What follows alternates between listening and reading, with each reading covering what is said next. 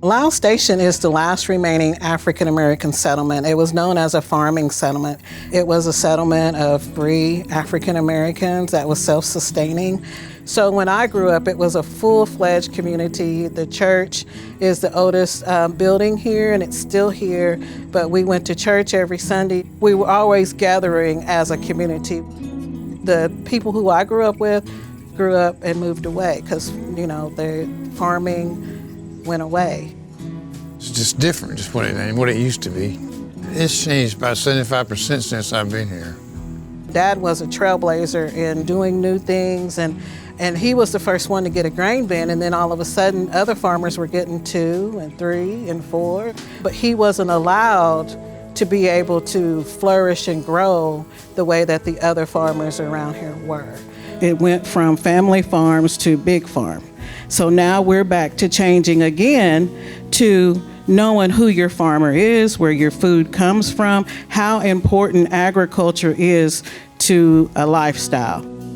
In 2016, I was 23 years old, kind of trying to find my place in the world. My grandpa and his brothers and just this lifestyle was something that attracted me, just the entrepreneur spirit, being your own boss, owning your own property, land, equipment. So that's what kind of pushed me into that direction.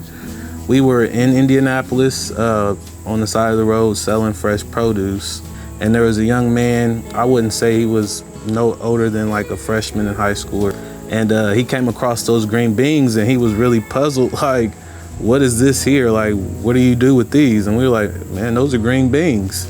And I believe my father asked him, where do you think green beans come from? And his response was a can. We realized how important it was for people to know where their food came from. We were looking for ways to connect with communities that we already work with, and we just started to try to create programs. We started off with a summer program at a church where we taught the basics on gardening to the youth, and it kind of just started from there. Part of what we're doing in dealing with the youth and generations that are coming up is to share with them, one, the importance of agriculture. Agriculture is what made this country. I think that there is a stigma. I always, when I talk now and I talk to the youth, I explain to them that farming is much more than somebody sitting on a tractor in a cloud of dust. But that's all they see. And they're taught that farming is cotton picking, sharecropping, and there's been a gap in seeing farmers in the way that my dad farmed, in the lifestyle that we lived, and how we were respected and looked at in the community from him being the farmer that he was. That's not the image that people see of black farming. Black farmers are one of the lowest paid farmers that are out there. When you go from having close to 1 million African American farmers in the 1920s to where we're roughly around 40,000 African American farmers today, this is a system that is not geared for the promotion of black farmers. Part of what we're doing in trying to maintain the history of black farmers, to increase their support and introduce this also into the communities, we began to make those connections, and that is where we believe we're beginning to see success in working with those farmers, working with the communities, working with the churches, and trying to bridge those gaps. There's grants out there, there's fundings out there, but we're farmers. And we're in the rural areas. We don't have internet.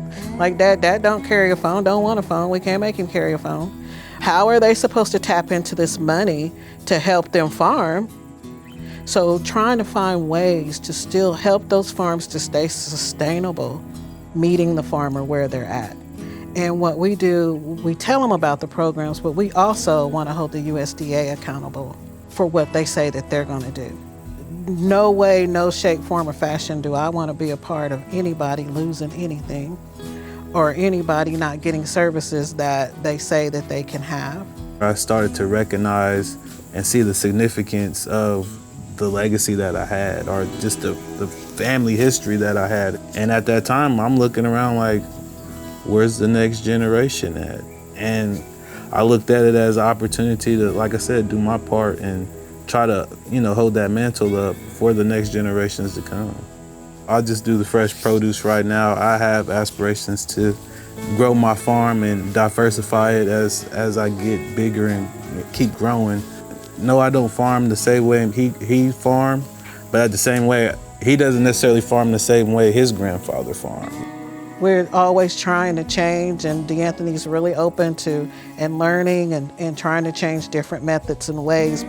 DeAnthony has gotten a lot of help from the other men in the community. They may see him out and drop nuggets of knowledge to him and stuff of that nature to encourage him along the way. So that whole sense of community goes a long way. I'm still farming though. 86 years old, still going, but that's about the size of it.